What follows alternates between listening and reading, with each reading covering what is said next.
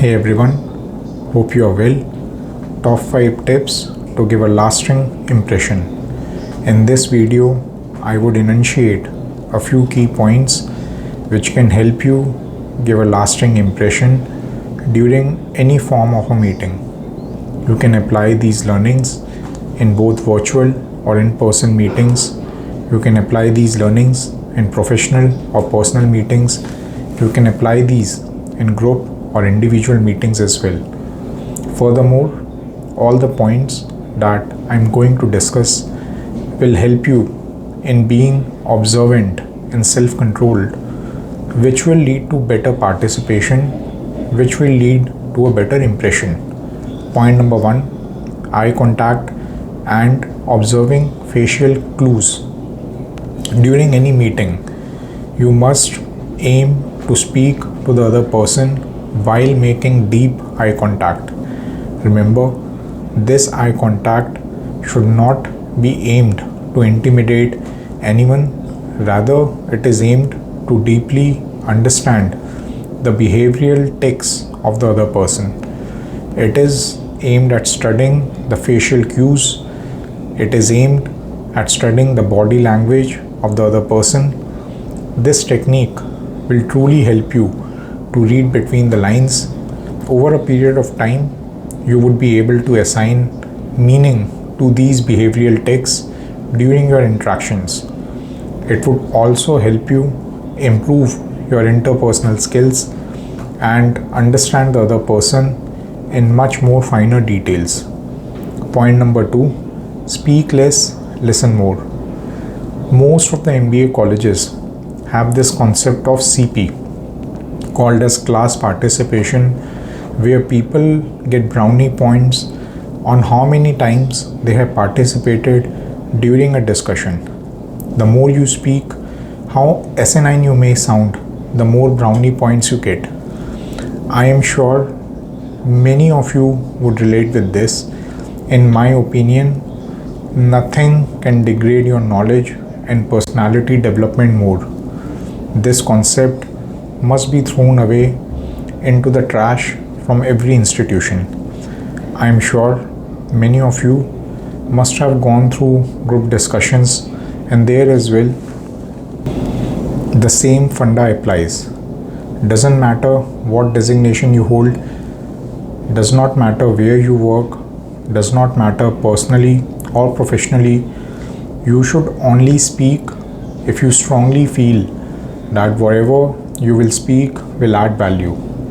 The rest of the times, your aim should be to assimilate as much information as possible and listen as carefully as possible. There is a big difference between hearing and listening. Point number 3, control your body movements. Have you come across anyone who will swindle his chair while speaking to you, who will see here and there while speaking to you, who will do crazy stuff with his hands while speaking to you, who will be unnecessarily long while speaking to you? What is your impression of that person? While in a conversation, if you find yourself doing all these things, meditate on your body, meditate on your hands and legs, and stop these unnecessary movements. Why do we resort to these movements? Most of us won't even be aware that something like this is happening. It is because we are nervous, we are tense, we are anxious, and thus all that negative energy find its provenance through these unwanted gestures. You will also observe that when you are not spending energy in these involuntary and unwanted gestures, your presence of mind, your attention span will significantly improve, because now you have a few less things to do. Point number 4, speak slowly. Good communication is not speaking good English. Good communication is not speaking fast English. Good communication is being crisp, clear, and comprehensive while expressing your thoughts, and it could happen, it could not happen if your mouth runs faster than your brain.